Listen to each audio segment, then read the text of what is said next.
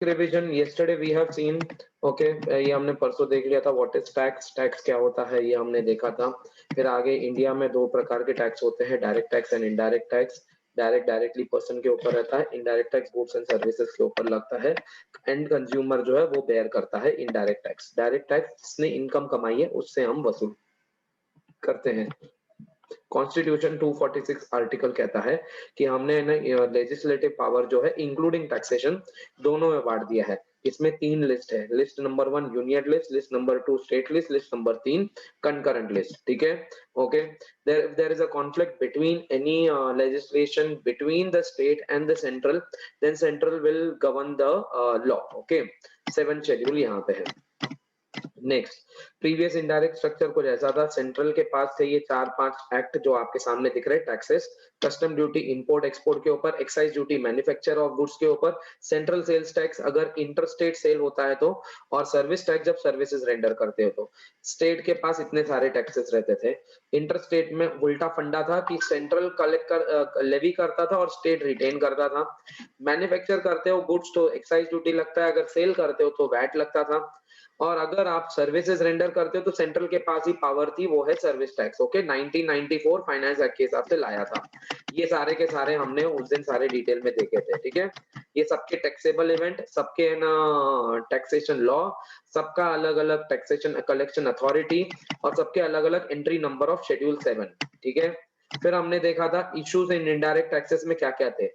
Central law में क्या होता था कि आपको अलग अलग रेट्स होते थे, उस अलग अलग रेट्स में भी अलग अलग सरचार्जेस लगते थे, एक्स्ट्रा ड्यूटीज लगते थे, extra education cess, higher and secondary education cess लगते थे।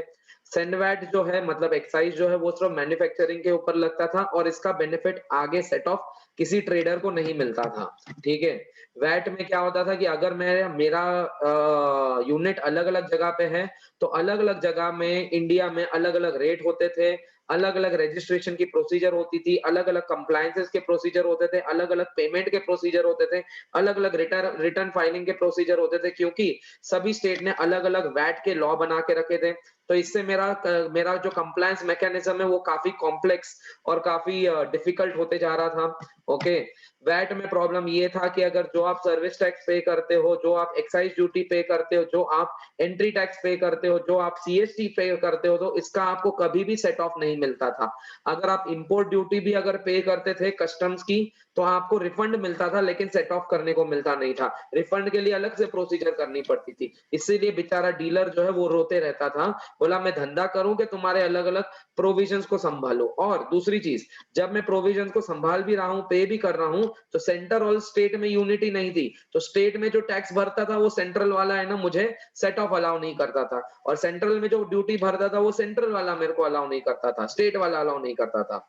तो इससे ना मेरे प्रोडक्ट की कीमत महंगी होती जा रही थी, और ये अल्टीमेटली महंगा कौन बेयर कर रहा था? कंज्यूमर ही बेयर कर रहा था। सर्विस प्रोवाइडर को भी है ना सिर्फ सेंट्रल एक्साइज ड्यूटी का बेनिफिट मिलता था, वैट का बेनिफिट नहीं मिलता था, एंट्री टैक्स का बेनिफिट नहीं मिलता था, सीएसटी का बेनिफिट नहीं मिलता था।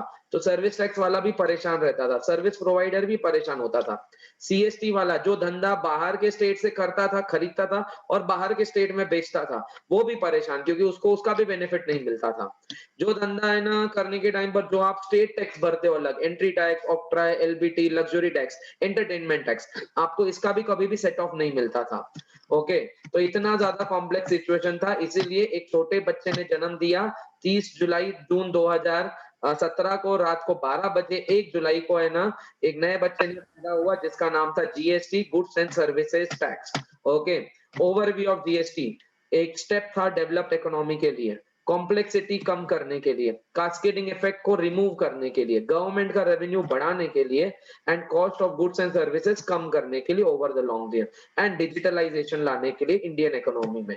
ठीक है, so one nation one tax one market ये नारा बना जीएसटी का, जहां पे इतने सारे टैक्स मिलके एक टैक्स बन गया। तो क्योंकि अगर इतने सारे सेंट्रल और स्टेट दोनों मिलके एक टैक्स बन रहा है तो कॉन्स्टिट्यूशन में बदलाव लाना अनिवार्य था।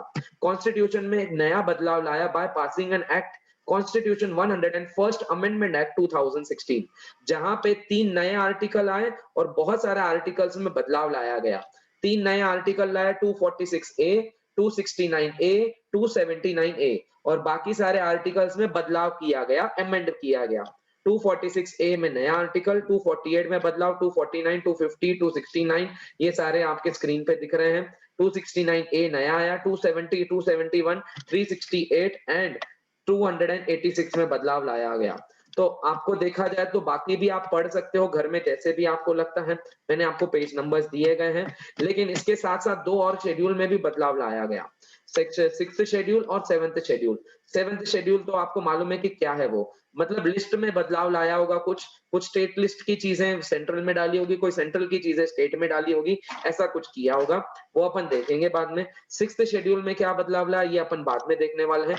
Now we will move directly to the 3 new articles which have been inserted. कल हमने 246A के बारे में देखा, जहां पे सबसे बड़ी चीज, इंपॉर्टेंट चीज की गई, 246 को ही भंग कर दिया उन्होंने और 246A लाया। 246 जिसके वजह से पूरा कॉन्स्टिट्यूशन की नींव रखी गई थी, जहां पे लेजिस्लेटिव पावर्स बांटे गए थे, वही कॉन्स्टिट्यूशन में ना अमेंड करवाया गया, पूरा उन्होंने ओवरराइड कर दिया 246 को। 246A लाके 246 को ओवरराइड किया, जहां पे उन्होंने राइट दे दी स्टेट को कि वो गुड्स के साथ साथ अभी सर्विसेज के ऊपर भी टैक्स लगा सकते हैं। और लेकिन पार्लियामेंट डिसाइड करेगा कि इंटर स्टेट के ऊपर टैक्स सिर्फ वही लगाएगा, बाकी कोई नहीं लगा सकता। महाराष्ट्र अगर हुआ तो महाराष्ट्र रेवेन्यू ले सकता है गुड्स एंड सर्विसेज का आधा, लेकिन महाराष्ट्र टू अगर गुजरात होता है तो पूरा आईजीएसटी जाएगा। कौन लेवी करेगा? सेंट्रल गवर्नमेंट ही लेवी करेगा और रिटेन भी करेगा। बाद में जाके वो बांटेगा स्टेट में, वो दिया गया है 269A में। Parliament to levy IGST on inter state supply. Import and export अभी भी डीम्ड इंटर स्टेट सप्लाई ही कहलाया जाएगा और इसके ऊपर का जीएसटी जो है वो सेंट्रल ही अपने पास रखेगा। IGST will be distributed between the central and the state or the union territory as per the agreement जो भी दोनों ने मिलके एग्रीमेंट किया हुआ है। Parliament to determine place and सब टाइम ऑफ सप्लाई। आपको जैसे कल बताया कि एक्साइज का टैक्सेबल इवेंट था मैन्युफैक्चर, वैट का टैक्सेबल इवेंट था आपका सेल, सर्विसेज टैक्स का आपका टैक्सेबल इवेंट था जब आप सर्विस रेंडर करते हो, इंपोर्ट एक्सपोर्ट का कस्टम ड्यूटी का था जब आप कोई इंपोर्ट एक्सपोर्ट करते हो। तो सर जीएसटी में टैक्सेबल इवेंट क्या है? जब मैं गुड्स खरीदूंगा, जब मैं गुड्स बनाऊंगा, जब मैं गुड्स बेचूंगा, जब मैं गुड्स बाहर कंट्री में बेचूंगा, कब? उसको बोला जाता है सप्लाई। टैक्सेबल इवेंट सप्लाई है, सप्लाई। अब सप्लाई क्या है वो 3-4 पेजेस में अपन देखने वाले हैं, लेकिन इस सप्लाई का प्लेस और सप्लाई का टाइम ये पार्लियामेंट डिसाइड करेगा। तो ये पार्लियामेंट ने कैसे डिसाइड किया है इसके लिए आपको अलग से चैप्टर है, बता देता हूं। Lesson number 13 page number 677, page number 677 lesson number 13, concept of time, value and place of taxable supply, वो अपन वहां पे देखने वाले हैं और सप्लाई की डेफिनेशन भी देखने वाले हैं हम, ठीक है। 279A इंसर्ट किया गया क्यों? जरा ये बताओ। एक्साइज के लिए एक एक्साइज डिपार्टमेंट है जो गवर्न करता है, ओके। जीएसटी के लिए भी एक जीएसटी डिपार्टमेंट होना चाहिए, और उस जीएसटी डिपार्टमेंट को गवर्न कौन करेगा? क्योंकि जीएसटी अभी तो दोनों मिलके हो गए ना, सेंट्रल भी हो गया, स्टेट भी हो गया, तो एक काउंसिल बनाया गया, इन शॉर्ट एक कमिटी बनाई गई। कमिटी में उन्होंने कहा कि इसमें एक चेयरमैन होगा, एक वाइस चेयरमैन होगा, और सभी स्टेट के एक रिप्रेजेंटेटिव रहेगा, सभी स्टेट का एक रिप्रेजेंटेटिव रहेगा इसके अंदर, जो मेंबर कहलाया जाएगा इस जीएसटी काउंसिल का। तो सर जरा गेस करो, जीएसटी काउंसिल की चेयरमैन या चेयरमैन कौन है? जरा गेस करो कौन हो सकता है जीएसटी काउंसिल का चेयरमैन? बताओ। अगर नहीं मालूम है तो अपने सिरी से पूछो, गूगल से पूछो, बताओ कौन है अपने चेयरमैन जीएसटी काउंसिल का? कौन है? फाइनेंस मिनिस्टर निर्मला भाई। Finance minister will by default, union finance minister by default will be the chairman of the GST council, और वाइस चेयरमैन रहेगा, जरा देखो कौन है वाइस? अनुराग ठाकुर। ठाकुर, हाँ। आपने इसको देखा है कि नहीं देखा है मुझे नहीं मालूम, मैं आपको इनको फोटो दिखा देता हूँ। बीच में जब ये लॉकडाउन हुआ थे ना, बार बार ये दोनों स्क्रीन पे आते थे, इनके है ना काफी बार है ना न्यूज चैनल्स में इनके साथ में है ना प्रस्ताव आते थे। कौन है जरा बता देता हूं मैं आपको। So article 279A is pertaining to the formation of council. GST council का उन्होंने बोला कि हम एक जीएसटी काउंसिल बनाएंगे, ये आर्टिकल 279A में बताया गया है। उसके अंदर कौन कौन रहेगा जरा देखते हैं अपन। ये अनुराग ठाकुर और ये निर्मला बाई, ओके, ये हमारी यूनियन फाइनेंस मिनिस्टर। अनुराग कौन है? स्टेट फाइनेंस मिनिस्टर है ये, सारे स्टेट्स का मिलके फाइनेंस मिनिस्टर है ये। ओके, लेकिन हर स्टेट ने अपना भी एक अलग से ना फाइनेंस मिनिस्टर बना के रखा है, कोई ना कोई एक रिप्रेजेंटेटिव उन्होंने इस जीएसटी काउंसिल में दिया गया है। तो जरा देखेंगे पहले जीएसटी काउंसिल मेंबर्स कौन है। ओपन करता हूं मैं, यहाँ पे लिंक मैंने दिए हुए हैं gstcouncil.gov.in। जब भी रात को थोड़ा वक्त मिले, थोड़ा ये जो साइट है ना, आज घर पे देख लेना, ठीक है? थोड़ा सा साइट देख लेना, जित समझ में आया ठीक, नहीं समझ में आया क्या ठीक, पर देख तो लेना साइट, ठीक है? ये मैं साइट ओपन कर रहा हूँ, यहाँ पे साइट खुल रही है, 1 minute hold on.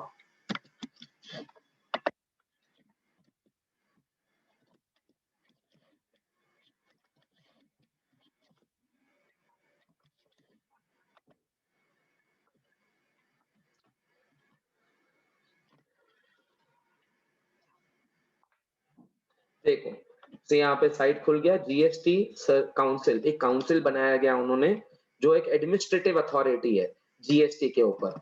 Nirmala by government of India की तरफ से मिनिस्ट्री ऑफ फाइनेंस और कॉर्पोरेट अफेयर्स की हेड है वो, और वो यूनियन मिनिस्टर, फाइनेंस मिनिस्टर है, तो वो यहाँ की चेयरमैन बन गई है। गवर्नमेंट ऑफ इंडिया की तरफ से अनुराग सिंह ठाकुर ये minister of state finance and corporate affairs का है। ये याद है आपको? याद है कि नहीं? CSEE में ऐसा एक एमसीक्यू था वहां पे। तो ये अनुराग ठाकुर जो है, ये अपना गोरा चिट्टा जो है, ओके, ये अपना है vice chairman of this committee, ठीक है? ओके, वाइस चेयरमैन की एक्चुअली देखा जाए पदवी के लिए है ना, सभी की रजामंदी जरूरी है, मतलब वोटिंग होता है। तो इस बार पिछले 3 साल पहले जो वोटिंग हुआ था ना, तो 2017 में आया था, 3 साल पहले जो वोटिंग हुआ था ना, तो उसमें अनुराग सिंह ठाकुर जो है, वो है ना वाइस प्रिंसिपल, वाइस चेयरमैन की पोजीशन पे है, 3 साल के लिए। अभी इनका अभी पार्लियामेंट में चर्चा चल रही है कि नेक्स्ट वाइस चेयरमैन कौन बनेगा, ठीक है? 3 साल हो गए अभी।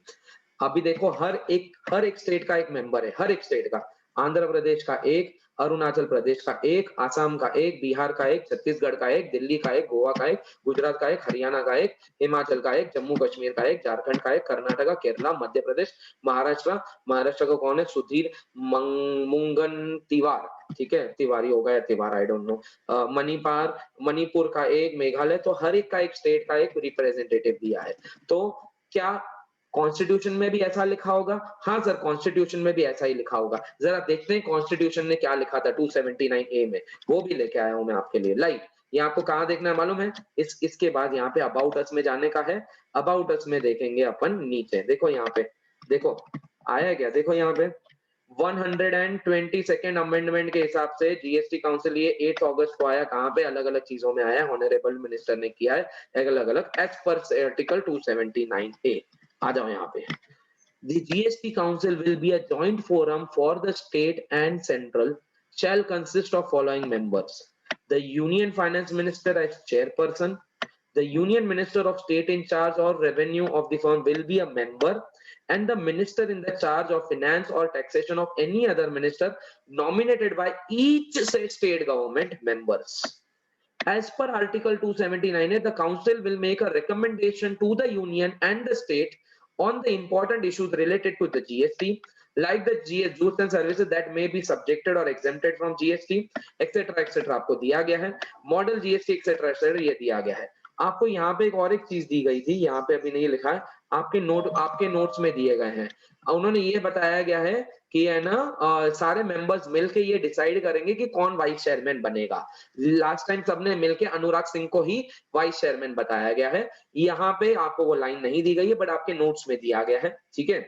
अब आगे ये काउंसिल करती क्या है? सर काउंसिल क्या क्या करेगी जरा बताओ तो। काउंसिल डिसाइड करेगी कि कौन से है ना गुड्स के ऊपर कौन सा रेट लगना चाहिए, कौन से गुड्स एग्जेम्प्ट होने चाहिए, मतलब जिसके ऊपर जो जीएसटी के दायरे में है लेकिन 0% पे होगा, वो उसके ऊपर जीएसटी लगेगा ही नहीं। और बताओ जरा, गैस करो ये काउंसिल क्या क्या काम करेगी। अरे जरा गैस करो, चलो फास्ट फास्ट गैस करो क्या क्या काम करेगी। चलो कौन गैस करेगा? ये सुने ना, कोई भी तुक्का मारो, ये जीएसटी काउंसिल क्या क्या काम करेगी जरा बताओ, सुने ना, तुक्का मारो ना यार, क्या प्रॉब्लम है? मैं बोल रहा हूँ ना मारने के लिए, मारो ना, हाँ मारो ना, सुने ना, पढ़ो मत बेटा, जो दिमाग दिमाग में आ रहा है वो बता। सुने ना, यू आर देयर अनिकेत, चलो तुक्का मारो। रेट डिसाइड करेगी कौन से प्रोडक्ट पे कितना परसेंट। ओके, ये मैंने बोल दिया, आगे। इकोनॉमिक्स एक्टिविटी जिसमें रेवेन्यू इंक्रीज कर सकते हैं। ओके, ठीक है, और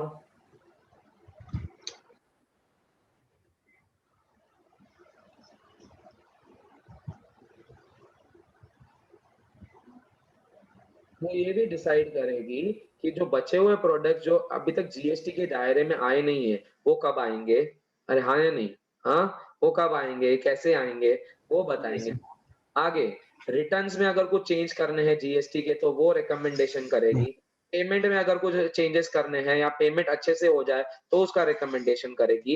किसी की पेमेंट की डेट या रिटर्न की डेट डेडलाइन एक्सटेंड करनी है तो वो बताएगी, क्योंकि आपको मालूम है लॉकडाउन में सब अटक गया था। तो आपको बताओ, क्या आपने जीएसटी रिटर्न टाइम पे भर सकते थे क्या? नहीं भर सकते थे, ऑफिसेज बंद थे, सब कुछ बंद थे, तो उन्होंने डेडलाइन एक्सटेंड किया होगा। कौन, वही बताएंगे क्या? मोदी जी आके बताएंगे? वो कौन बताएगा? मोदी जी आके तो नहीं बताएंगे ना, तो ये निर्मला भाई और अनुराग आके ही मिलके बताएंगे। अरे हाँ या नहीं एवरीवन? आगे, एक्सपोर्ट और इंपोर्ट में अगर कुछ चेंजेस करने हो तो वो बताएगी उसके अंदर, क्योंकि ये सारा जीएसटी काउंसिल ये काम करने के लिए है, ठीक है। सो अभी जरा देखते हैं क्या क्या है आपके जीएसटी काउंसिल क्या क्या रिकमेंडेशन करेगी। The union meeting in its meeting held on this approving the setup of this, the cabinet inter alia took the decisions of the following: creation of GST model, inclusion of the chairperson, ऐसा बोला गया है। और ये आगे क्या क्या काम करेंगे, हाँ यहाँ पे आया ना, हाँ यहाँ पे आया, ये देखो ये वाला चीज, ये वाली चीज एग्जैक्टली आपके नोट्स में है। The members of GST Council refer to as soon as choose one amongst others themselves to be the vice chairman of the council for such period as may they decide. GST Council shall make recommendation to the union and the states on the taxes, cesses, and surcharge levied by the union, the state, and the local bodies which may be subsumed in the GST. GST may be subject to or exempted from the goods and services tax. कौन से goods और services exempted करेंगे? Model GST law का कैसे बनाया जाएगा? Threshold limit of turnover कौन किस पर्सन को लागू होगा? जिसका टर्नओवर 10 लाख के नीचे है क्या उनको जीएसटी भरना है? 10 लाख के ऊपर है तो कितना भरना है, एक्सेट्रा एक्सेट्रा। उनको कितना रिटर्न भरना है, उनको कितने ना पेमेंट करने हैं, कब पेमेंट करने हैं, कौन से रेट्स लागू होंगे, स्पेशल रेट अगर किसी को लगाना है तो स्पेशल रेट किसको लगेगा, अगर किसी को नेचुरल कैलेमिटी या डिजास्टर आ गया तो आपने रेट्स में कुछ बदलाव करोगे क्या, नहीं करोगे? कुछ स्टेट्स के लिए ना अलग अलग है ना रेट्स दिए गए हैं, मतलब रेट्स नहीं अलग दिए, कुछ अलग प्रोविजंस दिए गए हैं। वो स्टेट कौन से हैं वो जरा देखेंगे अपन, ठीक है। उन्होंने आगे बताया जाएगा कि ये high speed diesel, petroleum, motor spirits, natural gas, aviation turbine fuel, ये कब कौन से डेट से है ना जीएसटी लागू हो जाएगा उसका, ठीक है। आगे बोला जाएगा कि अगर मीटिंग में डिस्कशन करना है, डिसीजन लेना है तो किसको कितना वोटिंग पावर होगा। तो उन्होंने कहा गया है कि जो यूनियन के लोग हैं ना, यूनियन के लोग कौन है? दो ही लोग हैं ना यूनियन के, एक है निर्मला भाई और एक है अनुराग। इन दोनों को मिलके सिर्फ 1/3 वोटिंग पावर होगा। अरे बच्चा लोग, 1/3 वोटिंग पावर होगा दोनों को मिलके, और बाकी सारे स्टेट को मिलके 2/3 वोटिंग पावर होगा। विच मीन्स अगर कोई प्रस्ताव रखना है किसी के बारे में और डिस्कशन डिसीजन लेना है तो 33.33% की राइट होगी किसको वोटिंग पावर की? यूनियन के, मतलब इन दोनों को होगी।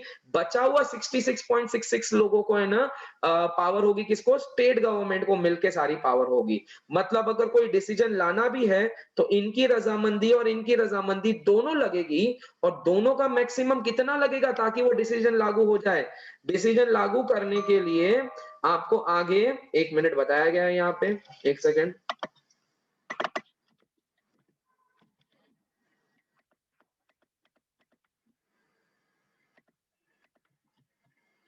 देखो, डिसीजन के लिए आपको मिनिमम 3/4 वोट्स लगेंगे इन द फेवर, 3/4 वोट्स लगेंगे इन द फेवर, 3/4 वोट्स लगेंगे इन द फेवर। मतलब कितना? 3/4 कितना हुआ? 75%। विच मीन्स इन दोनों ने हाँ बोला, ठीक है। इन लोगों में से आधे जन को तो मिनिमम हाँ बोलना ही पड़ेगा, आधे से ज्यादा लोगों को हाँ बोलना ही पड़ेगा, तब जाके वो आपका डिसीजन लागू हो जाएगा। इन दोनों को मिलके 33% पावर है। इन दोनों में एक जन ने हाँ बोला, 16% है। यहाँ पे सबके सब 50% वाले को हाँ बोलना ही पड़ेगा, उससे ज्यादा वो लोगों को बोलना ही पड़ेगा। 15 + 66 हो गया ना 75 के ऊपर। अरे तभी जाके डिसीजन लागू हो पाएगा, नहीं तो नहीं लागू हो पाएगा। इन दोनों ने ना बोला है, इन सब ने मिलके हाँ बोला भी, तो भी लागू नहीं होगा डिसीजन। क्यों? क्योंकि 66.67% ही है इनके पास राइट। समझा कि नहीं समझा? अरे बोलो ना, समझा कि नहीं? मतलब yes sir. Yes sir. Sir. State लोग सब मिलके ना बगावत नहीं कर सकते हैं। यूनियन की एक जन की रजामंदी चाहिए ही आपको। हाँ बोलो बोलो, किसी ने तो सर बोला था मेरे को। हाँ, स्टेट लोग मिलके अपनी मनमानी नहीं कर सकते हैं। स्टेट लोगों को 66% की राइट है, लेकिन यूनियन में दो लोगों को मिलके 33.33% राइट है। उसमें से एटलीस्ट एक जन की हाँ तो चाहिए ही, आइदर निर्मला बाई की या फिर आपके अनुराग की, दोनों में से एक की आपको लगेगी ही मिनिमम वोटिंग, ठीक है, in the favor of the decision. So 279A, a federal body constituted by the president on 15th September, union finance minister रहेगा, यूनियन मिनिस्टर ऑफ स्टेट रहेगा, प्लस सारे स्टेट के फाइनेंस मिनिस्टर रहेंगे इसके अंदर।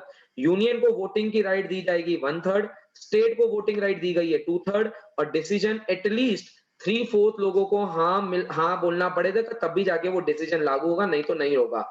All powerful body to recommend on various numerous issues, बहुत सारे issues के ऊपर रिकमेंडेशन ये सारी बॉडी मिलके करेगी। रिटर्न कब भरना है, एक्सटेंशन करना है क्या नहीं, पेमेंट कब भरना है, उसका एक्सटेंशन करना है क्या नहीं, कौन से रेट, कौन से प्रोडक्ट्स के ऊपर क्या रेट होना चाहिए, रिटर्न मैकेनिज्म कैसा होना चाहिए, पेमेंट मैकेनिज्म कैसा होना चाहिए, इंपोर्ट एक्सपोर्ट के ऊपर अगर ड्यूटीज को चेंज करनी है तो उसके ऊपर डिसीजन लेंगे वो। और फिर बाद में आपको है ना ये सारे जो प्रोडक्ट्स जो अभी तक है ना जीएसटी के दायरे में नहीं है, वो कब आएंगे जीएसटी के दायरे में, वो सारी चीजें वो मिलके करेंगे। ओके, तो ये सारी चीजें आपको वो है ना जीएसटी काउंसिल काम करता है। 279A most important section article, जिसके ऊपर 1 मार्क आना अनिवार्य है। 1 मार्क तो जरूर आएगा ही आपको, ठीक है। तो ये आपको दिया गया है आपके ही आपके ही मॉड्यूल में पेज नंबर जरा लिख के लो, आप पढ़ लेना आज घर पे। पेज नंबर बता देता हूं, 279A।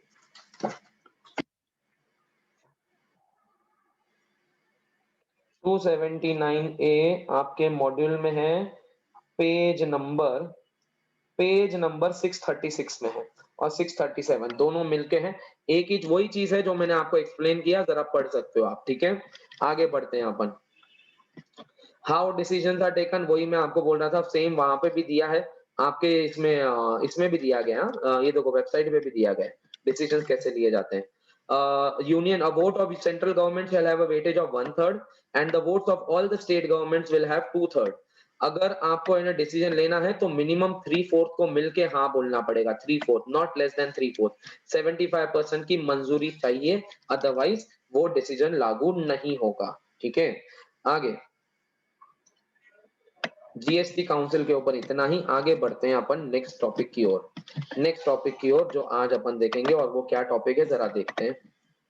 GST and the world, GST and the world, okay, GST and the world, international scenario. GST was first levied by France in 1954, तुमको मालूम है। More than 160 countries have adopted GST till date, आपको मालूम है। GST is a destination based tax और consumption based tax, ये आपको कल लिखवाया था। GST is paid by suppliers but funded by consumer, ultimately consumer he bear करता है।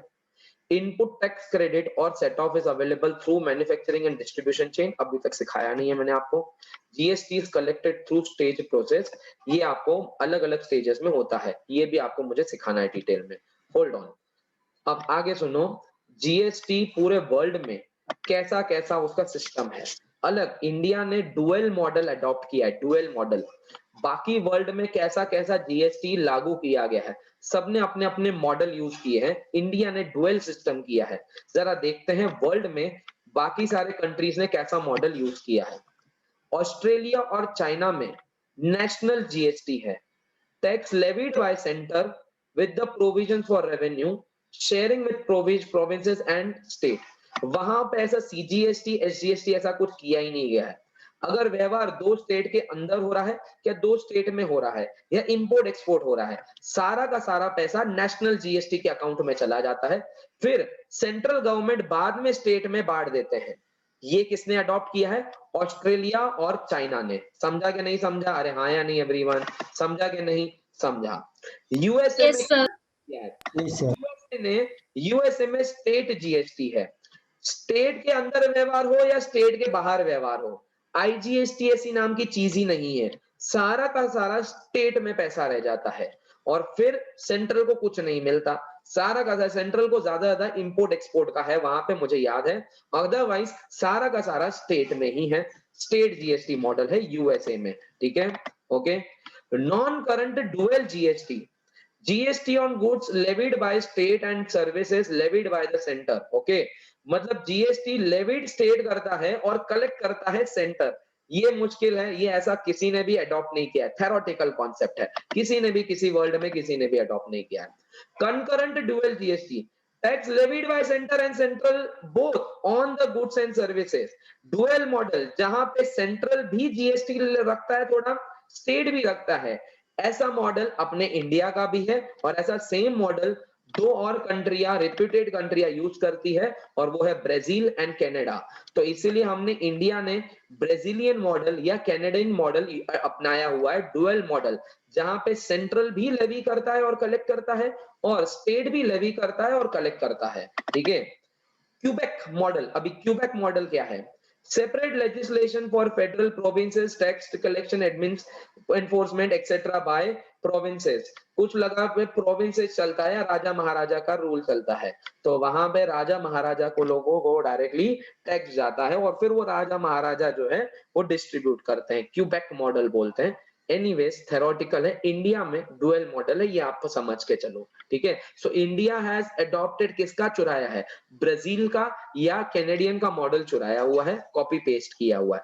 बाकी सारे ने अलग अलग जीएसटी रखे हुए हैं, national GST, state GST, non current GST, concurrent dual GST and Quebec model, okay. तो आपको वहां पे कंकरेंट डुअल जीएसटी जो है वो अपने इंडिया ने अडॉप्ट किया है। क्यों? Because India is a federal state, तुमको मालूम है India is a federal state, okay. Most countries follows a unified that is single GST. बहुत सारे कंट्री सिंगल जीएसटी अपनाते हैं, लेकिन इंडिया जो है ये फेडरल नेचर का कंट्री है। Dual model of GST was proposed by Kelkar Shah committee. एक केलकर शाह बना था, एक कमेटी बना था 2007-8 में, जिसने ना बोला था, केलकर शाह ने मिलके कमेटी ने बोला था कि अपन ब्राजील का मॉडल अडॉप्ट करेंगे बिकॉज इंडिया एक फेडरल स्टेट है, ठीक है। Where the power of the levy would be distributed between the central and state, thus GST will be levied by both the central as well as state, and there will be a separate levies in the form of CGST, SGST and IGST, enabling the tax credit across these three variants. अब समझा कि ये तीन GST के नाम क्यों आए? क्योंकि इंडिया ने डुअल मॉडल अपनाया हुआ, इसीलिए। अगर इंडिया ने नेशनल जीएसटी अपनाया रहता था तो एक ही जीएसटी होता था, आईजीएसटी या सीजीएसटी, दोनों में से कुछ भी बोलो, ये एसजीएसटी वेसजीएसटी नहीं होता था। क्यों? क्योंकि है ना, लेकिन पूरे स्टेट को भरोसा नहीं था पूरा सेंट्रल के ऊपर, क्योंकि सेंट्रल के पास अगर पैसे चले गए तो स्टेट को बरोबर मिलते हैं क्या नहीं मिलते हैं, ये थोड़ा डाउटफुल था उनको। इसके लिए ना, इसीलिए उन्होंने डुअल मॉडल अपनाया। केलकर शाह कमेटी लिख के लो अपने हाथ से कहीं ना कहीं, केलकर शाह। ध्यान में रखो बच्चा लोग, इंडिया में जीएसटी सारे स्टेट में लागू है, इंक्लूडिंग जम्मू एंड कश्मीर। जम्मू कश्मीर में जीएसटी लागू हुआ 7 जुलाई को। जरा देखते हैं कि इंडिया में जब 1 जुलाई को आया था तो इंडिया ने मार्केटिंग कैसे की थी। हाँ, हमारे मोदी जी का गवर्नमेंट जो है मार्केटिंग में एक नंबर है, ठीक है। तो जरा देखते हैं कि कैसे मार्केटिंग की थी, प्रमोशन कैसे किया था।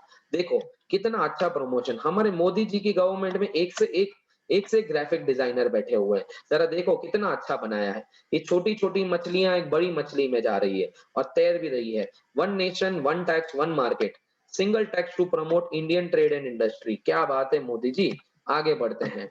हाँ, जरा देखो, one nation one tax one market, India to become one nation one tax country, India creates history, GST bill passed in Lok Sabha, जहां पे यूनिफॉर्म टैक्स स्ट्रक्चर होगा, सारे कैस्केडिंग इफेक्ट चले जाएंगे, इंडियन इकोनॉमी में बूस्ट होगा, कोऑपरेटिव फेडरलिज्म का एक नया डायमेंशन मिलेगा, सारे के सारे जो इतने सारे टैक्सेस ड्यूटीज थे सब एक में जा रहे हैं, टैक्स पेयर बढ़ेंगे, लीगल प्रोसेसेस कम हो जाएंगे, स्टैंडर्डाइजेशन आएगा, influence of tax wide spread and हो जाएगा, ई कॉमर्स में अपन इंकरेज करेंगे, इन्वेस्टमेंट इंकरेज करेंगे, डिजिटलाइजेशन इकोनॉमी चली जाएगी। क्या बात है, सबको अच्छा लग रहा है ये सुन के। लो टैक्स रेट्स होंगे, मोर पब्लिक रिफेयर। सॉल्ट पहले 5% होता था, अभी 0 होगा, सबको नमक लगता है, आपके पैसे कम लगेंगे अभी। सीरियल ग्रेन्स पहले 5% था, अभी 0% होगा। गुड़, शक्कर नहीं, शक्कर बुरी होती है सेहत के लिए, गुड़ अच्छा होता है। पहले गुड़ के ऊपर अपन लगाते थे, स्टेट लगाते था 18%, अपन अभी 0% लगाएंगे। आओ जीएसटी को अपनाओ राजी खुशी से। इतने सारे प्रोडक्ट 0% में चले जाएंगे, exempted. Food grains, gur, milk, egg, curd, lassi, unpacked paneer, fresh vegetable, prasad, common salt, health services, education services, unbranded natural honey, unbranded atta and maida, raw jute, unbranded besan, raw silk, contraceptives. क्या बात है मोदी जी, हम तो यही तो सबसे ज्यादा सेवन करते हैं ये सारी चीजों को। आपने ये 0 लाया, आ जाओ जीएसटी लगाओ, अपन अपन मंजूरी देंगे आपको। 81% of items will fall under 18% GST और स्लैब बिलो। 18% से कम में 81% के आइटम्स आएंगे। क्या बात है, पहले क्या होता था मालूम है क्या? 12.5-13% जी एक्साइज ड्यूटी लगता था और वैट 12% लगता था हर प्रोडक्ट के ऊपर। 12.5 और 12, 24-25% तो टैक्स लगता था। अब बोलो, हमने अगर आपको कहा है कि 81% 18% के नीचे आएगा तो अपनाओगे क्या नहीं अपनाओगे जीएसटी? अरे बोलो ना, अपनाओगे क्या नहीं? हाँ सर, मोदी जी अपन अपनाएंगे, टेंशन मत लो, अपन अपनाएंगे। देखो इस तरीके से मार्केटिंग की थी हमारी। ओके, क्या मार्केटिंग किया है? More to less and less to more. हाँ, GST will bring maximise economic gain and minimise compliance pen.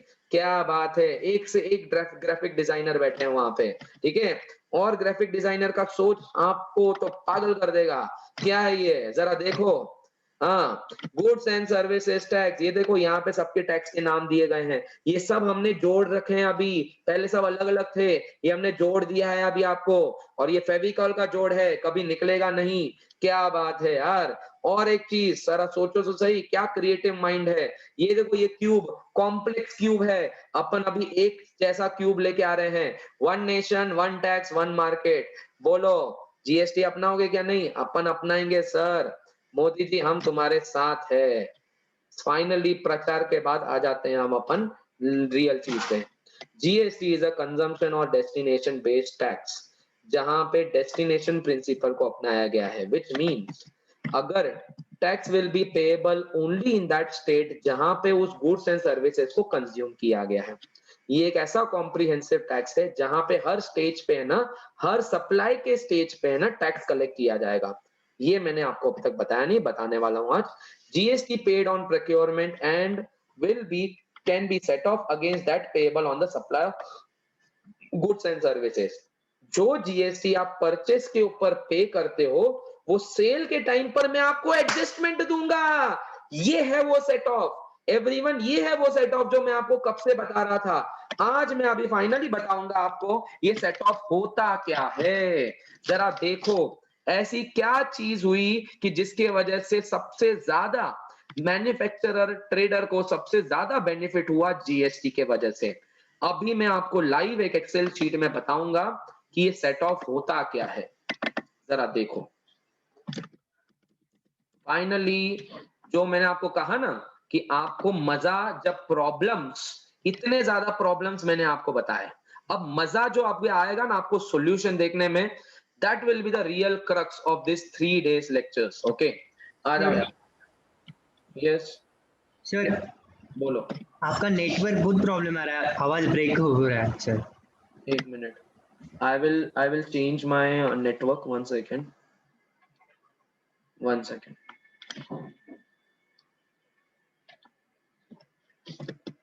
just a minute।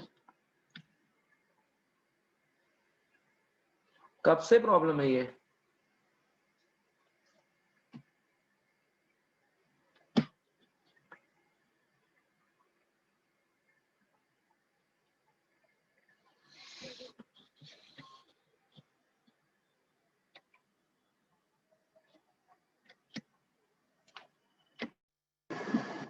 Okay, now I believe 1 second, is this fine now everyone? Is this fine? कब से problem आ रहा था ये बोलने का मेरे को? हाँ, पहले कब से प्रॉब्लम आ रहा था ये? रिसेंटली आया 5-10 मिनट पहले के पहले से ही लेक्चर से ही प्रॉब्लम है? बोलने का था ना मेरे को, बोलने का था ना, मेरे पास 2 नेटवर्क है, स्विच कर सकता हूँ मैं, ठीक है? अभी फाइन है, चलो आगे बढ़ते हैं। चलो, अभी मैं फाइनली आपको सेट ऑफ बताऊंगा मैं, फाइनली सेट ऑफ क्या होता है जरा देखो ध्यान से। जीएसटी के पहले जीएसटी में देखेंगे, ठीक है? फिर मैं आपको पहले वाला भी दिखाऊंगा, क्या होता था पहले। सपोज है ना, मैं मैन्युफैक्चरर हूँ, ठीक है? मैं मैन्युफैक्चरर हूँ ऑफ मोबाइल फोन, ठीक है? मैन्युफैक्चरर ऑफ मोबाइल फोन हूँ मैं, ठीक है?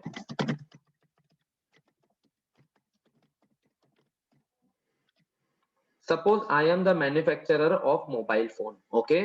मैं एक मैन्युफैक्चरर हूँ, मोबाइल फोन बनाता हूँ मैं। तो मोबाइल फोन बनाने के लिए मुझे रॉ मटेरियल लगेंगे कि नहीं लगेंगे? अरे लगेंगे क्या नहीं? ग्राफाइट लगेगा, प्लास्टिक लगेगा, स्क्रीन लगेगी। अरे हाँ या नहीं? अरे हाँ या नहीं तो बोलो ना यार, इतना तो इंटरेक्टिव बनो मेरे साथ। हाँ या नहीं? यस यस और सर। तो यस लगेगा। तो सपोज है ना, एक मोबाइल बनाने के लिए एक मोबाइल बनाने, हाल फिलहाल मैंने सिर्फ एक ही मोबाइल का एग्जांपल देता हूँ आपको, ठीक है? ओके, एक मोबाइल बनाने के लिए मैंने ना रॉ मटेरियल खरीदा किया था, raw material for for manufacturing of one mobile phone, manufacturing of one mobile phone. मेरे को लगा खर्चा खर्चा 20,000 रुपए का रॉ मटेरियल लगा। इसके ऊपर जब मैंने रॉ मटेरियल खरीदी किया था ना, तो वो मैंने ना आइदर जीएसटी के साथ ही खरीदा होगा। तो इसके ऊपर मुझे जीएसटी लगा था, इसके ऊपर मुझे जीएसटी लगा था जस्ट आपके कैलकुलेशंस को सिंपल करने के लिए। 20,000 के ऊपर है ना 18%, कितना आता है जरा बताओ तो? 20,000 के ऊपर 18% कितना आता है जरा बताओ तो? कितना आता है जल्दी बताओ? 3,600, यस और नो? एवरीवन 3,600 ही आता है ना? अरे हाँ या नहीं? हाँ या नहीं? हाँ या नहीं? 2 20,000 दो सर। कितना? 3,600 ना, बरोबर ना? Yes sir. 3,600 फाइन, ठीक है? जीएसटी इतना लगा था। मैं मैन्युफैक्चरर हूँ, मैं किसको बेचूंगा? ये डिस्ट्रीब्यूटर को बेचूंगा, हाँ या नहीं? मैं ये डिस्ट्रीब्यूटर को भेजूंगा, तो मैं ये डिस्ट्रीब्यूटर को बेच रहा हूँ। कितने में बेच रहा हूँ जरा बता देता हूँ मैं आपको, होल्ड ऑन। ओके, मेरे को रॉ मटेरियल लगा 20,000 और इसके ऊपर जीएसटी 3,600 आया। मैं क्या 23, और मैं इसके ऊपर कुछ बनाऊंगा भी तो ना, मेरा प्रोडक्शन कॉस्ट भी तो आएगा ना, मेरा प्रोडक्शन कॉस्ट आएगा। मतलब मेरे को ये एक मोबाइल फोन बनाने के लिए प्रोडक्शन कॉस्ट आया, सपोज 5,000 रुपए आया, ठीक है? 5,000 रुपए आया, फाइन। तो मैं इसको बेच रहा हूँ, डिस्ट्रीब्यूटर को बेच रहा हूँ। सेल प्राइस मैं मिनिमम 35,000 में बेचूं, चलो 30 या 35,000, 32,000 में बेचता हूँ। चलो मैं 32,000 में बेचता हूँ, बस 32,000 पे बेच रहा हूँ, ठीक है? 32,000 पे। इसके ऊपर जीएसटी लगाऊं मैं? अरे लगाऊं क्या नहीं लगाऊं? हाँ या नहीं? डिस्ट्रीब्यूटर को, इस डिस्ट्रीब्यूटर को मैं जीएसटी लगाऊंगा। हाल फिलहाल छोड़ दो एसजीएसटी सीजीएसटी में, डायरेक्टली 18% लगा देता हूँ, ठीक है? हाल फिलहाल इतना आप समझ के लो, 18%। कितना आएगा टोटल? डिस्ट्रीब्यूटर को कितने में गया जरा देखो तो? ये अच्छा वाला फोन है, छोटा मोटा फोन नहीं है, ठीक है? अच्छा वाला फोन है, 37,760 गया। This is the sale price to distributor, ठीक है? ये मैंने बनाया, sold to distributor, sold to distributor को मैंने बेचा, फाइन। एक बार जरा देख लो, ठीक है? हाँ, डिस्ट्रीब्यूटर के पास कितने में बैठा अभी बताओ? डिस्ट्रीब्यूटर का परचेस प्राइस बताओ, डिस्ट्रीब्यूटर का परचेस प्राइस, डिस्ट्रीब्यूटर का परचेस प्राइस कितना हो गया जरा देखो तो? डिस्ट्रीब्यूटर का सर परचेस प्राइस वही होगा जो सेल प्राइस ऑफ मैन्युफैक्चरर है, उसका परचेस प्राइस 32,000 हो जाता है। उसके पास जीएसटी लगा सर, उसके पास जीएसटी लगा 5760, और उसको बैठा है टोटल सपोज इतने में। डिस्ट्रीब्यूटर आगे जाके होलसेलर को बेचेगा, अरे हाँ या नहीं? बोलो ना, होलसेलर को बेचेगा कि नहीं बेचेगा? Sold to wholesaler, yes sir. वो आगे जाके होलसेलर को बेचेगा, ठीक है? ये तब का जमाने का जब ऑनलाइन बिजनेस नहीं था, ठीक है? हाल फिलहाल ऑनलाइन को इग्नोर करो आप, ठीक है? या मोबाइल को छोड़ के दूसरा कुछ सोच लो आप, ठीक है? मोबाइल अगर नहीं सोचना है, कुछ और सोच लो, एक मशीनरी है ये समझ के लो बस, ठीक है? होलसेलर को बेचा उसने। क्या वो होलसेलर को 32,000 में बेचेगा?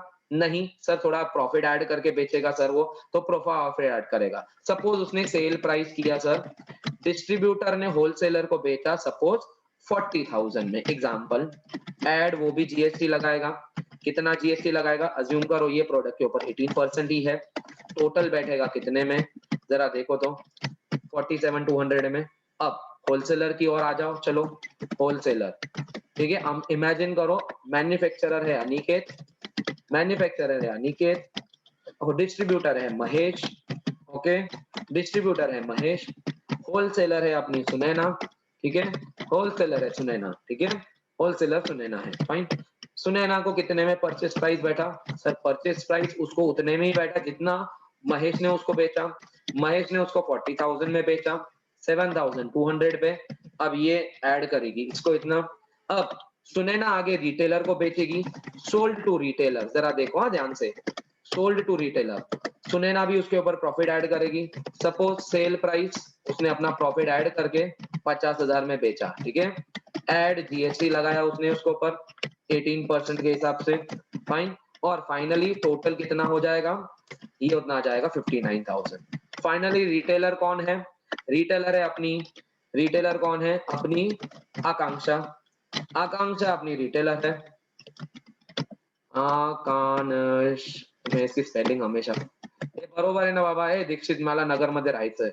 हे आकांक्षा बरोबर आहे का नाही? हे दीक्षित, हे दीक्षित बरोबर आहे का नाही? ओय आकांक्षा, बरोबर आहे ना? अरे हा या नाही बोलणे हाँ काय? हाँ हाँ ओके, सर। मला नगर मध्ये राहायचंय बाबा, ओके ठीक है, चलो ओके। सो ये अपनी आकांक्षा है, सपोज रिटेलर, ओके। उसके लिए परचेस प्राइस कितना? सर वही परचेस प्राइस रहेगा जो सुनैना ने उसको बेचा, ठीक है। परचेस प्राइस लिखना है आप लोगों को, purchase price at GST at total, okay. उसने 50,000 में खरीदा, उसके ऊपर उसको 9,000 का जीएसटी आया और प्लस ये करके 59,000। फाइनली बकरा किसको बनाएंगे अपन? सोल्ड टू रिटेलर, रिटेलर ने किसको बेचा? कंज्यूमर को, सोल्ड टू कंज्यूमर। कौन है अपना किसको बकरा बनने का? अरे बोलो ना, अपने विनीत को डालेंगे अपन बकरा, ठीक है। विनीत को बेचा उसने फाइनली। विनीत ने ना, आकांक्षा ने तो पहले तो डायरेक्टली इस मोबाइल की कीमत डायरेक्टली 90,000 बताई, 59,000 घर में बैठी है, 90,000 बताई, ठीक है। विनीत ने उसको बोला नहीं रे थोड़ा कम करना है, ऐसे कैसे चलेगा? बोला ठीक है तेरे को 80,000 में बेचती हूँ फाइनली। उसने फाइनली ये मोबाइल फोन विनीत को चिपकाया 80,000 में plus GST. Sale price, sale price 80,000, add GST, add GST again at 18%, again at 18%। सुनो ध्यान से, ये अगेन एट 18%, इसके ऊपर 18% लगाओ, टोटल हो जाएगा आपका ये। क्लियर यहाँ तक? मतलब जो अनिकेत के पास घर में 37,000 में चीज बैठ रही थी, वो फाइनली विनीत को चिपकाया 94,000 पे, ठीक है। ऐसा होता है, तुमको मालूम नहीं पड़ता है बट ऐसा होता है जिंदगी में, ठीक है, होता है ये, okay. That happens, absolutely it happens. और उस मोबाइल फोन के ऊपर एमआरपी लगा रहेगा सवा 1 लाख रुपए का, ओके। एमआरपी लगा होगा 1.25 लाख रुपए का या 1 लाख रुपए का रहेगा। अब विनीत तो खुश होकर बोलेगा वाह वाह वाह, 1 लाख कितने की रहता चीज या सर? 1.25 लाख की चीज मेरे को 80,000 में बैठी। हाँ बोलो बोलो बोलो बोलो बोलो, हाँ बोलो। कितने रहता सर प्रॉफिट किस? अरे बाबा ऐसे इमेजिनरी करो यार, थोड़ा बहुत इमेजिनरी करो, ठीक है, ओके, ताकि आपका आसान हो जाए। होता है, तुमको मालूम भी नहीं पड़ता है, कभी कभी होता है, मोबाइल फोन नहीं कोई और चीजों में होता है, तुमको मालूम नहीं पड़ेगा, ओके, होता है, ठीक है। अब मेरे को मालूम है, I am into the hosiery business, I am into the readymade business, my brother is into readymade business. वही टी शर्ट जो मैं दुकान पे देखता हूँ अपनी दुकान में 250 रुपए में मिलती, वही टी शर्ट अगर वहां अच्छे से मॉल में लेके जाओ तो 2,000 के नीचे नहीं मिलती। देखा है क्या नहीं देखा है, सुना है क्या नहीं सुना है, कमीनो आ रहा है, बोलो ना यार। सेम टू सेम डिक्टो हाँ टी शर्ट 250 रुपए की चीज वहां पे 2,000 रुपए में लोग लेते हैं। और पूना बॉम्बे वाले बोलते हैं ना, अरे वाह this is a T shirt I got it only at 2,000 rupees when there was a sale of 50%। मैं उसको चल मेरे दुकान पे देखा तो 250 रुपए में लेके देता। वो बोलते अच्छा ओ वाह, अरे यार मैंने तो लगा 50% का सेल था, 4,000 की टी शर्ट 2,000 में लेके आई। हम उसके ऊपर हंसते फिर, हाँ ना, अरे हंसते क्या नहीं हंसते, अरे बोलो ना हंसते, ठीक है। सो इट हैपेंस, लोग को प्रॉफिट कमाना है ना तो कैसे ना कैसे वो आपको बकरा बनाते ही छे। अब जरा देखते हैं यहाँ पे क्या सिचुएशन है, जीएसटी गवर्नमेंट को कैसे जाएगा सर। सर देखा जाए तो जीएसटी फाइनली इस प्रोडक्ट को किसने कंज्यूम किया? सर विनीत ने कंज्यूम किया। देखा जाए तो ये कंजम्पशन विनीत ने किया, तो विनीत ने पूरा पैसा दे दिया है। हाँ सर, विनीत ने 14,400 गवर्नमेंट को पैसा दिया है, क्योंकि उसके जेब से गया। ये लोग क्या कर रहे थे? ये तो ट्रेडिंग कर रहे थे, पैसा दे रहे थे ले रहे थे, पैसा दे रहे थे ले रहे थे। अरे हाँ या नहीं, अरे बोलो ना, ये ट्रेडिंग कर रहे थे ना सब, ले रहे थे दे रहे थे, ले रहे थे दे रहे थे, यस ले रहे सर। थे। लेकिन अल्टीमेटली विनीत को पैसा गया और उसके बदले में मोबाइल फोन आया। वो आगे जाके बेचने नहीं वाला है किसी को, वो यूज करने वाला है। तो क्या मैं बोल सकता हूं कि GST is ultimately paid by the end consumer, क्या मैं ये बोल सकता हूँ क्या नहीं बोल सकता हूँ? हाँ या नहीं एवरीवन? अब समझ में आया कि why GST Yes, sir. Yes, sir. is paid by the end consumer. ये आपको first of all, because it is being consumed by the consumer, hence he is paying the entire burden of 14,400. लेकिन sir इनका क्या होगा जरा बताओ ना। अब मैं बताता हूँ सेट ऑफ क्या होता है। अब देखा हूँ आपको सेट ऑफ क्या होता है, सुनो ध्यान से। अनिकेत के इधर, अनिकेत ने परचेस के टाइम पर कितना जीएसटी भरा था? बोलो यार प्लीज, इतना इंटरेक्टिव बनो। अनिकेत ने अपने रॉ मटेरियल खरीदने के टाइम पर कितना जीएसटी भरा था? कितना जीएसटी भर, बोलो ना यार, बोलो बोलो प्लीज बोलो यार, बोलो कितना जीएसटी भरा था? 3,600. 3,600। उसने जब ये चीज बना के बेची तो कितना जीएसटी वसूल किया? कितना जीएसटी वसूल किया फ्रॉम महेश? कितना जीएसटी वसूल किया फ्रॉम डिस्ट्रीब्यूटर? अरे बोलो जल्दी, कितना जीएसटी? 5,760. 5,760। मतलब उसको जीएसटी आया 5,760 रुपए, और उसने कितना जीएसटी ऑलरेडी दिया? ऑलरेडी दिया कितना दिया था उसने? उसने खरीदी के टाइम पर ऑलरेडी दिया 3,600। तो बताओ गवर्नमेंट को वो 5,760 जवाब देगा पैसा? क्या गवर्नमेंट को बोलेगा देख बेटा मैं को एक ही मोबाइल फोन बनाना था, उस मोबाइल फोन के खरीदी के लिए मैंने तेरे को ऑलरेडी 3,600 रुपए ना जीएसटी भरा था। मैं मानता हूं मैंने ना अपने कस्टमर को, मतलब मेरे डिस्ट्रीब्यूटर को मैंने 5,760 रुपए वसूल किए, लेकिन I will not pay you 5,760। Sorry, why should I pay you double tax? You give me the set off of whatever I paid it before. You give me the set off of whatever I paid it before. हाँ, government ने बोला मैं तेरे को देता हूं, जा। क्यों? क्योंकि अभी जो है ना, अब यूनिटी हो गई है स्टेट एंड सेंट्रल में, मैं तेरे को जीएसटी के सामने जीएसटी का सेट ऑफ दे दूंगा मैं, टेंशन मत दे। मैं तू मेरे को कितना देगा? 5,760 वसूल किया ना, 3,600 पहले भरे ना, चल बाकी का पैसा दे मेरे को। Net payable to government, net payable to government 5,760 minus 3,600। तो वो अपने मंथली रिटर्न में, अनिकेत अपने मंथली रिटर्न में, मंथली पेमेंट में इस एक मोबाइल फोन का अगर गवर्नमेंट को भुगतान करना है उसको, तो वो 2,160 देगा, which means he got the set of the GST paid at the time of purchase. समझा क्या नहीं समझा? प्लीज एवरीवन, अंडरस्टूड और not understood, please raise your hands. समझा क्या नहीं एवरीवन? अब समझा GST Yes, set sir. Off? Yes, sir. तो जरा बताओ डिस्ट्रीब्यूटर का क्या होगा? मैं अभी कुछ नहीं बोलूंगा, डिस्ट्रीब्यूटर का क्या होगा? डिस्ट्रीब्यूटर का क्या होगा? कितना नेट पेएबल वो करेगा? कितना नेट पेएबल करेगा महेश गवर्नमेंट को? कितना नेट पेएबल करेगा महेश गवर्नमेंट को? अमाउंट बताओ, वर्बली बता दो मेरे को यार, बताओ। 1440 1000। जरा देखते हैं।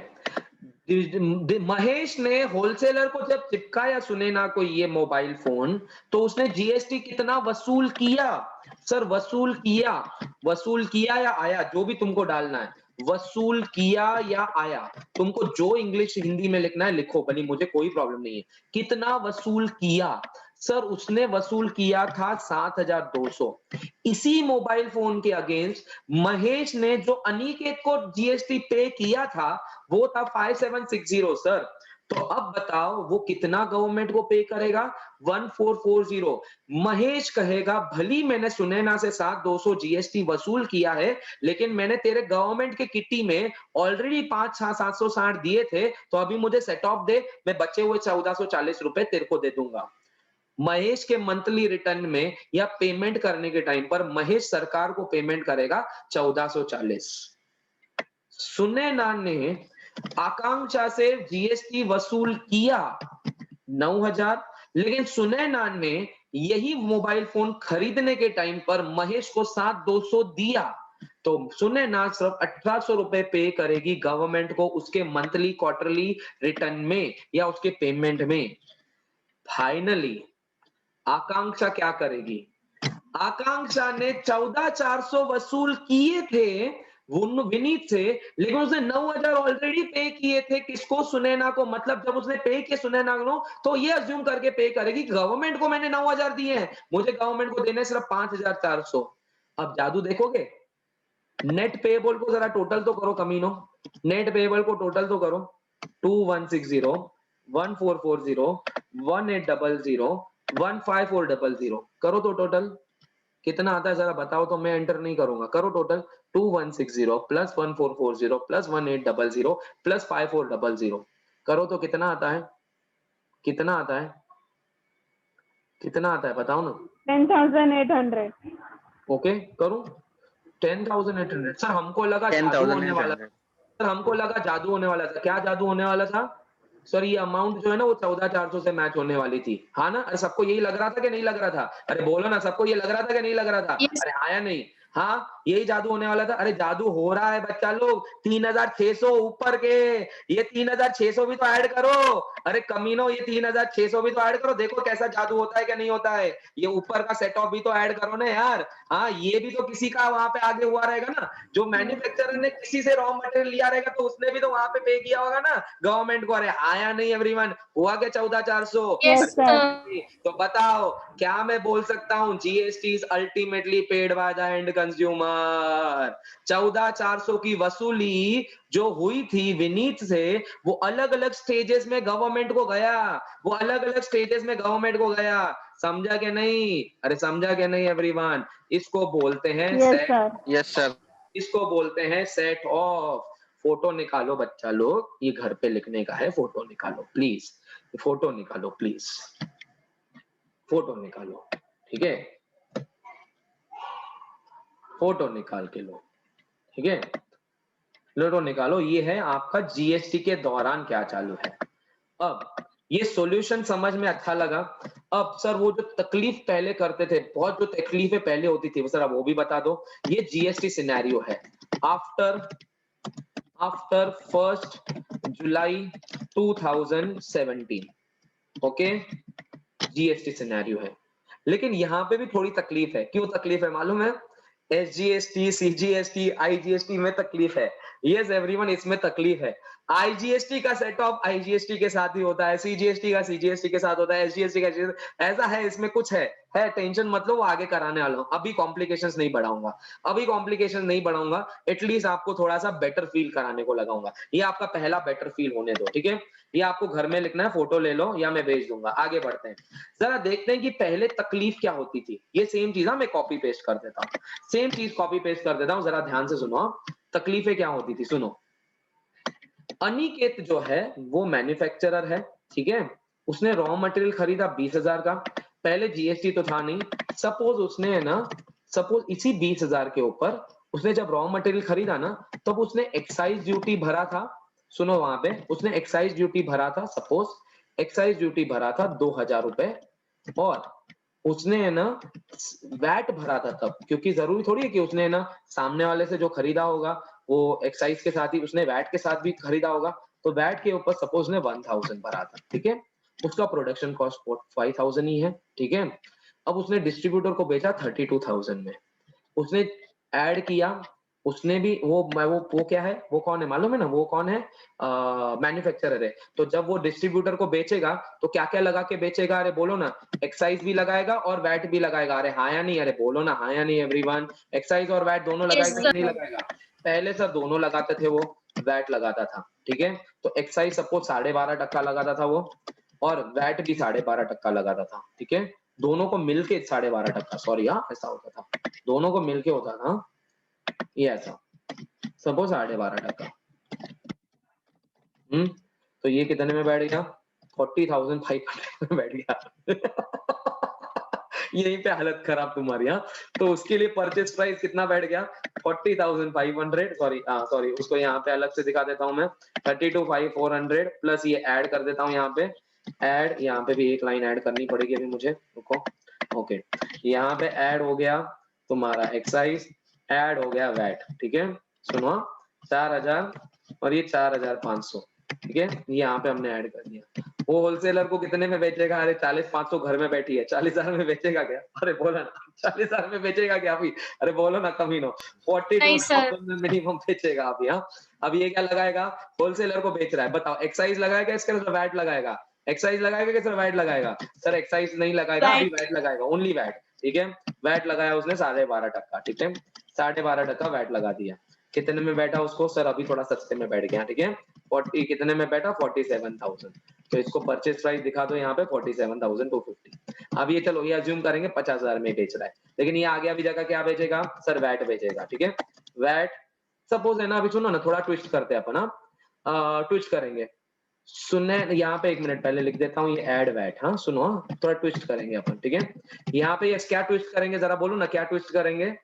एलबीटी, हाँ एलबीटी भी यहाँ पे डाल देते। चलो पहली बात तो यहाँ पे सुनैना को है ना एलबीटी भी लगानी पड़ी। ठीक है, एलबीटी भी लगाई पहले, एंट्री टैक्स लगाया, कुछ लगाया। ठीक है, एंट्री टैक्स भी आया, ऊपर का मैंने इग्नोर किया, बट थोड़ा ट्विस्ट करते हैं। उसको एंट्री टैक्स लगा सपोज 2,000 रुपए का। ठीक है, 49,250। 50,000 में बेचेगी? नहीं, थोड़ा तो और महंगा बेचेगी क्या? नहीं, बोला 51,000 में बेचती हूँ। चलो ठीक है, अभी इसने ऐड किया, क्या लगाया? ये भी वैट लगाएगी ऐड। चलो इसने वैट नहीं, वैट तो लगाएगी उसने। अभी चलो ऐसा करेंगे, ये वैट नहीं है, ये सीएसटी कर रही है। ठीक है, ये आकांक्षा दीक्षित है ना, महाराष्ट्र की नहीं है, वो आउट ऑफ महाराष्ट्र की है, तो वैट लगेगा क्या? सीएसटी। सर सीएसटी लगेगा अभी। ठीक है, तो सीएसटी लगाओ यहाँ पे। सीएसटी बहुत छोटा था, 2 से 3% था, ज्यादा नहीं था, 3% था। चलो 3% लगाया। ठीक है, 3% ही था। सर बहुत सस्ते में बैठ गया रे सर उसको। चलो डाल दो ना, सस्ते में बैठा, नो प्रॉब्लम। ठीक है, डाल दो यहाँ पे ऐड सीएसटी। ठीक है, सीएसटी तो लगा ही, लेकिन उसको वहां पे भी एलबीटी लगा। ठीक है, एलबीटी लगा, एंट्री टैक्स लगा, ऑक्ट्राई लगा, कुछ तो कुछ लगा। ठीक है, यहाँ पे उसको 2,000 रुपए का वापस कुछ टैक्स लग गया इसके ऊपर। ठीक है, यहाँ पे आ गया। फाइनली विनीत को चिपकाया 80,000 में,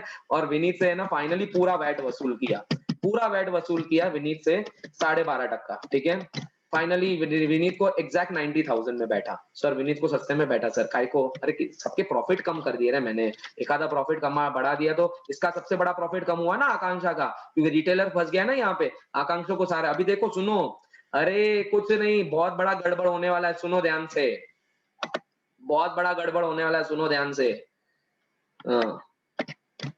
सुनो, सेट ऑफ। अनिकेत ने जब महेश को बेचा तब उसने एक्साइज वसूल किया। कितना? 4,000। उसके सामने उसको एक्साइज ड्यूटी का सेट ऑफ भी मिलेगा। एक्साइज के सामने एक्साइज का सेट ऑफ मिलता है। कितना उसने बेयर किया था? 2,000 ऊपर। तो एक्साइज ड्यूटी सेंट्रल गवर्नमेंट को उसको कितना देना पड़ेगा? 2,000। ये चलता था, ये भी सेट ऑफ है। सेट ऑफ करने के बाद net payable to central government. ठीक है, ओके। नेक्स्ट, सर वैट का भी वैसा ही है। वैट कितना वसूल किया था? सुनो ध्यान से। वैट कितना वसूल किया? सर वैट वसूल किया था 4,500 लेस वैट कितना पे किया था मैंने पहले ऑलरेडी ऊपर परचेस के टाइम पर? 1,000। कितना net payable to central government का स्टेट गवर्नमेंट? अरे बोलो ना, सेंट्रल क्या state? Net payable to state government. State government को कितना पैसा देना पड़ेगा? इतना। सुनो ध्यान से। सेट ऑफ वैट का सेट ऑफ वैट के साथ मिलेगा, एक्साइज का सेट ऑफ एक्साइज के साथ मिलेगा। सुनो ध्यान से, अगर सुनो ध्यान से, यहाँ पे एक्साइज ड्यूटी पे ही नहीं किया रहता था, यहाँ पे पूरा वैट उन्होंने पे किया रहता था, तो एक्साइज ड्यूटी पूरा पे करना पड़ा रहता था। ओके, या वैट यहाँ पे सपोज 4,000 पे किया रहता था, 4,000। हाँ सुनो ध्यान से, 4 भी नहीं, चलो 6,000 पे किया रहता था सपोज, 6,000। हाँ सुनो, तो ऐसे आप नहीं कर सकते थे, अरे मैंने एक्साइज 4,000 वसूल किया है, वैट 6,000 है, मेरे को तो वैट 4,500 है, एक्स्ट्रा 1,500 रुपए वैट एडजस्ट कराओ ना मेरे को एक्साइज के साथ। ऐसा नहीं होता था वहां पे ऐसा नहीं होता था। क्यों? क्योंकि भले आपने वैट एक्स्ट्रा पे की क्यों भी ना किया हो, वो आपका स्टेट गवर्नमेंट का है, एक्स्ट्रा पैसा आप उनसे रिफंड ले लो, लेकिन मैं एक्साइज के साथ सेट ऑफ नहीं करने दूंगा। समझा कि नहीं समझा? स्टेट और सेंट्रल दोनों में भयंकर गैप्स थे। यहाँ पे हुआ, यहां तक तो सर सिंपल है। आगे महेश केस में देखो कैसी वाट लगने वाली है महेश की। महेश क्या मैन्युफैक्चरर है क्या ट्रेडर है? महेश क्या मैन्युफैक्चरर है क्या ट्रेडर है? अरे बताओ यार, महेश क्या मैन्युफैक्चरर है ट्रेडर है? ट्रेडर है। तो महेश कहेगा कि मैंने वैट वसूल किया है, मैंने वैट वसूल किया है 5,250, लेकिन मैंने 2 प्रकार के टैक्स भरे हैं। जो 8,500 है, मुझे इसको सेट ऑफ करने दो ना यार, प्लीज करने दो ना। वो कहते हैं सॉरी बेटा, तू मैन्युफैक्चरर नहीं है, एक्साइज का सेट ऑफ तेरे को नहीं मिलेगा, तेरे को सिर्फ वैट का सेट ऑफ मिलेगा। Less less only VAT paid on purchases, only VAT paid on purchases, इतना ही। तो वो बोलेगा बचा हुआ 4,000 गया तेरे जेब से, वो 4,000 का नुकसान है तेरा, ये 4,000 तू वसूल कर, तेरे को कैसे वसूल करने के हैं। मतलब इन शॉर्ट ये 4,000 डायरेक्टली उसके P&L के डेबिट में चला जाएगा बच्चा लोग। उसका प्रॉफिट 4,000 से कम, जो पहले, जो अभी नहीं होता है, अभी 5,760 उसको पूरा बेनिफिट मिल रहा था, अभी मिल रहा है। पहले उसको कितना बेनिफिट मिल रहा था, 4,500। इन शॉर्ट सेम सिनेरियो में 4,500 और 5,760 को भी अगर आप अगर कंपेयर करना चाहोगे तो 1,260 रुपए का तो नुकसान था ही। तो उसको नेट कितना पे करना पड़ेगा, net payable to central government, नहीं स्टेट गवर्नमेंट। कितना पे करेगा, इतना। सुनैना ने वैट भली 5,250 किया है, सीएसटी कलेक्ट किया सुनैना ने, सुनैना तो वाटिच लगने वाली है। वैट जो उसने पे किया था गया 0। सीएसटी जो उसने रिकवर किया है वो किसी के साथ सेट ऑफ नहीं हो सकता है। सीएसटी 1,530 रुपए वसूल किया, ना ही वो वैट के साथ सेट ऑफ ले सकती है, ना ही एलबीटी के साथ सेट ऑफ ले सकती है। उसको सीएसटी का रिटर्न और पेमेंट भरना पड़ेगा और गवर्नमेंट को देना पड़ेगा 1,530 रुपए। वैट जो भरा, वैट को गया, कुछ नहीं मिलने वाला। एलबीटी जो गया गया, कुछ नहीं मिलने वाला है। इन शॉर्ट ये ट्रांजैक्शन में जो एलबीटी और वैट उसने पे किया, that will not be eligible for set of for paying the CST. वो बोलेगी सर क्या है, 1,530 रुपए के सामने 500 रुपए तो सेट ऑफ दिला दो। नहीं, CST was a central sales tax government, union government, okay. VAT was a state government. Central will not allow you to get a set off with the state government. Any taxation paid for the state government. LBT entry tax was again a state government levy. LBT entry tax का तो किसी को भी set off नहीं मिलता था, चाहे वो मैन्युफैक्चरर हो, चाहे वो ट्रेडर हो, चाहे वो सर्विस प्रोवाइडर हो, किसी को भी नहीं मिलता था। उसको यहाँ पे सेट ऑफ ही नहीं मिलेगा। जो सुनैना को आज 7,200 रुपए का सेट ऑफ मिल रहा है, वो उसको उस टाइम पे पूरे के पूरे 7,000 भरने पड़े, 8,780 रुपए पूरे भरने पड़े। इसका सेट ऑफ उसको मिलेगा ही नहीं। सपोज सुनैना ने इतना ही धंधा किया पूरे पूरे पूरे के पूरे 1 साल में, उसके पूरे पैसे गए।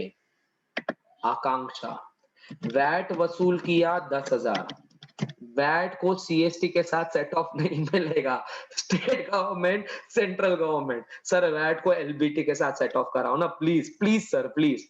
नहीं मिलेगा, भली दोनों सेंट्रल, दोनों स्टेट है, दोनों के एक्ट ने दोनों का सेट ऑफ अलाउ नहीं किया था। मतलब आकांक्षा के जेब से सीएसटी के पूरे पैसे गए, एलबीटी के भी पूरे पैसे गए, और जो भी विनीत से वसूल करेगी ना, वो भी पूरा सरकार को पे करना पड़ेगा उसके रिटर्न में। समझा के नहीं एवरीवन? मतलब बेचारी आकांक्षा के जेब से पूरे के पूरे 13,530 गए, जो आज के सिनेरियो में कितने जाएंगे सर? सिर्फ 5,400। जरा बताओ, इनके इतने ज्यादा लॉस के वजह से क्या हर लोग अपने प्राइसेस को जैकअप करना चाह रहे थे क्या नहीं करना चाह रहे थे? सब लोगों ने अपनी सेल प्राइस फिर बढ़ा दी, और अल्टीमेटली क्या, ऊपर जो 80,000 में उसने बेचा, अगर उसको मालूम है, अगर सबको मालूम था कि ये सिनेरियो पहले का था, तो क्या सच में बताओ मुझे, क्या आकांक्षा विनीत को 80,000 में बांटेगी क्या नहीं बेचेगी? नहीं सर, जब उसको मालूम है उसके जेब से सर 13,000 का नुकसान होने वाला है, तो वो डेफिनेटली उसको 90,000 में बेचेगी ही नहीं, 80,000 में बेचेगी नहीं, वो मिनिमम 90,000 पे बेचेगी, 90,000 पे बेचेगी 100%। उसको मालूम है कि उसको 10,000 तो अपने जेब से डालने पड़ रहे हैं यार, पूरे ये पूरे के पूरे जो पैसे गए वो अपनी जेब से जाने वाले, ये पूरे के पूरे उसने वसूल किया, वो पूरे जाने वाले, कोई सेट ऑफ नहीं मिलने वाला है। तो अब बताओ विनीत कहां पे ज्यादा खुश हुआ, ऊपर या नीचे? Sir Vineet will definitely be happy ऊपर। क्यों? क्योंकि लोगों को सेट ऑफ मिल रहा था, यहाँ पे मिल रहा है। पिछले केसेस में सेट ऑफ नहीं मिलता था। जीएसटी नहीं, ये आपका pre GST scenario, pre GST scenario before 1 जुलाई। तो इसीलिए इतने सारे टैक्सेशन में किसको सेट ऑफ मिलता था किसको नहीं, इससे बेटर है जीएसटी ने हमारा काम आसान कर लिया, हर चीज में हमको सेट ऑफ मिल रहा है। इसीलिए आपको अब ये फोटो दिखाता हूं जिससे आपको और क्लियरली पता चलेगा। Manufacture claims back GST, wholesaler claims back GST, retailer claims back GST, consumer pays GST. समझा क्या नहीं समझा? अब बताओ मुझे, क्या ये फोटो समझा क्या नहीं समझा? Manufacturer to wholesaler to retailer to consumer, समझा क्या नहीं एवरीवन? अंडरस्टूड और नॉट अंडरस्टूड? ये फोटो Yes. समझाने के लिए मैंने इतना कुछ करवाया आपको, और वो हर सप्लाई के स्टेज पे होता है, हर supply. Manufacturer is supplying the goods to distributor, distributor is supplying the goods to the wholesaler, wholesaler is supplying the goods to the retailer, and retailer is finally supplying the goods to the consumer. Hence it is a comprehensive tax regime covering both goods and services and be collected on value added at the each stage of supply chain. Value added मतलब क्या मालूम है क्या? जितना profit आपने add किया वही value addition हुआ। जरा बताओ तो मुझे एवरीवन, जरा बताओ तो मुझे, एक मिनट रुको। क्या किया मैंने? ये नीचे मैंने कुछ अभी लिखा, 32,000 की चीज 40,000 में बेच रहे हो, मतलब 8,000 का वैल्यू एडिशन किया। 8,000 के ऊपर 18% निकालो, कितना होता है? 8,000 के ऊपर 18% बोलो कितना होता है? 1440। आया कि नहीं आया? अरे बोलो यार, 1440 आया कि नहीं आया? नेक्स्ट, 40,000 की चीज 50,000 में बेच रहे हो, 10,000 का वैल्यू एडिशन कर रहे हो, 10,000 के ऊपर 18% निकालो, 1800 आया कि नहीं आया? अरे बोलो आया कि नहीं आया एवरीवन? अरे अंडरस्टूड और नॉट? 50,000 की चीज 50,000 की चीज 80,000 में बेच रहे हो, 30,000 का वैल्यू एडिशन कर रहे हो, 30,000 का प्रॉफिट कर रहे हो, 30,000 के ऊपर 18% निकालो, कितना आता है? 5,400 आता है क्या नहीं एवरीवन? जरा बोलो तो सही। अरे हाँ या नहीं? अरे अंडरस्टूड क्या नहीं Yes. अंडरस्टूड? अभी समझा Yes, आपका sir. जीएसटी सिनेरियो क्या है ये? तो it is been value addition के ऊपर at every stage of supply chain. GST is paid on procurement of goods can be set off against the payable on supply of goods and services. यहाँ पे आपका finally next, ये आपको लिखना है बस घर पे, कौन से टैक्सेस सब्स्यूम हुए जीएसटी में, कौन से सेंट्रल टैक्सेस हुए और कौन से स्टेट हुए हैं। तो आपको ये सारे बताए गए हैं। सेंट्रल एक्साइज हुआ है, ड्यूटीज ऑफ एक्साइज हुआ है, एडिशनल ड्यूटीज ऑफ एक्साइज हुआ है, एडिशनल ड्यूटीज ऑफ कस्टम्स हुआ है, special additional duty of customs हुआ है, सर्विस टैक्स हुआ है, एंटरटेनमेंट टैक्स हुआ है, सक्सेस सब कुछ, स्टेट वैट हुआ है, सेंट्रल सेल्स वैट हुआ है, purchase tax, luxury tax, injury tax, entry tax, taxes on advertisement, पहले टैक्सेस ऑन लॉटरी भी होते थे, बैटिंग होता था, गैम्बलिंग होता था, स्टेट सेसेस, स्टेट सर्चार्जेस भी होते थे, अब सारे के सारे यहाँ पे गए हैं। कौन से सब्स्यूम नहीं हुए हैं? कस्टम ड्यूटी अभी भी पार्शियल हुआ है, पार्शियल नहीं हुआ है, ये आपको कल बताने वाला हूं। कौन सा पार्शियल अभी भी कस्टम ड्यूटी है? रोड एंड पैसेंजर टैक्स अभी भी है, टोल टैक्स अभी भी है, जो आप टोल के टैक्स भरते हो ना, अरे भरते हो क्या नहीं भरते हो? टोल टैक्स अभी भी है, प्रॉपर्टी टैक्स, घर पट्टी, पानी पट्टी अभी भी है, स्टैम्प ड्यूटी अभी भी है, इलेक्ट्रिसिटी ड्यूटी अभी भी है, taxes on environment, entertainment and municipal amusement, जहां पे वो लोकल अथॉरिटी वाले, ग्राम पंचायत वाले, म्युनिसिपैलिटी वाले, रीजनल काउंसिल वाले, डिस्ट्रिक्ट काउंसिल वाले जो टैक्स लगाते हैं, वो अभी भी है। Profession tax, securities transaction tax, income tax, dividend distribution tax, ये एनीवेज डायरेक्ट टैक्स है, बट जस्ट आपको एमसीक्यू में आ सकता है, इसीलिए मैंने लिखवा के दिया हुआ है कि ये भी टैक्सेस अभी भी है। डायरेक्ट टैक्स, इनकम टैक्स अभी भी है, इसीलिए तो जीएस सर आपको पढ़ा रहे हैं ना। अगर वो जीएसटी में डाला रहता था तो काय को पढ़ाया रहता था? आपको नहीं पढ़ाया रहता था। तो आपको ये सब लिखना है, बस याद करने की चीजें, और कुछ नहीं है, ठीक है? Okay, so that's it today. आपको यहाँ पे बाकी आपने देखा हुआ, GST will not apply to this. Electricity के बारे में मैं आपको बताया कि it is kept out of the ambit because electricity के ऊपर ड्यूटी स्टेट लगाता था, यूनियन लिस्ट में नहीं था, स्टेट लिस्ट में था, इसीलिए उसको कंटिन्यू किया स्टेट लिस्ट में ही।